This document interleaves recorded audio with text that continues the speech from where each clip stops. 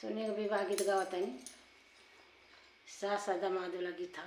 पूरा सुनब जाता अच्छा लगे और अच्छा लगे तो कमेंट में बताइए और लाइक शेयर सब्सक्राइब कर दीजिए। सुनिए। कवन फूलवा फूलेला बारी बनारस रासा भिंजेला मारो। कवन फूलवा फूले परिया गो रासा भिंजेला मारो। कवन फूलवा फूले परिया गो रासा भिंजेला मारो। चंपा फूलवा फूलेला बारी बनारस रासा भिंजेला मारो।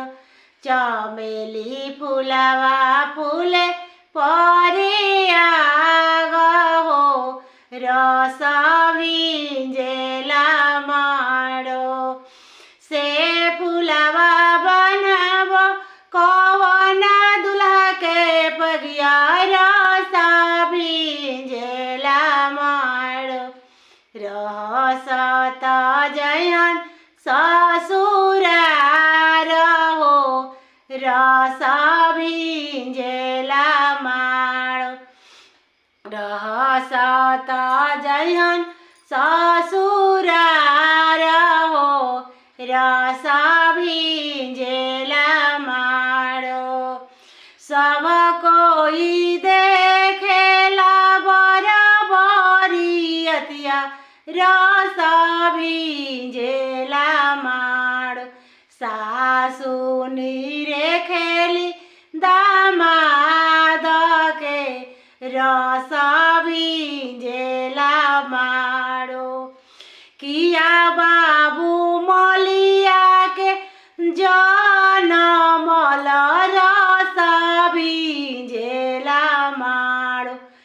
ओ किया तो हे गढ़ेला सोनार हो रासा भिंजेला मारो। नाही हम मलिया के जनमल रासा भिंजेला मारो। नाही हमें गढ़ेला सोनार हो रासा भिंजेला मारो। आमा के गोदिया जनम हम लेनी रासा भिंजेला मारो। सुरती दिहलन भगवान हो रासा भिंजेला मारो। सुरती गढ़ेलन भगवान हो रासा भिंजेला मारो। जवन दवैया बाबू आमा तोहार खैली रासा भिंजेला मारो। उहे दवैया बतालावा हो रासा भिंजेला मारो। उहे दवैया बतालावा हो रासा भिंजेला मारो।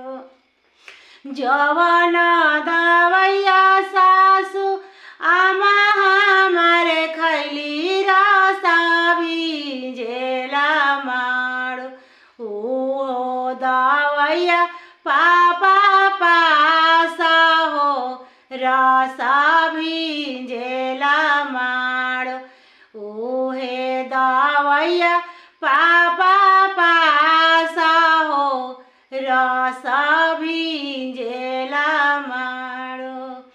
अरे डाड़ी के पूता छिनारी के जनमल रासा भिंजेला मारो।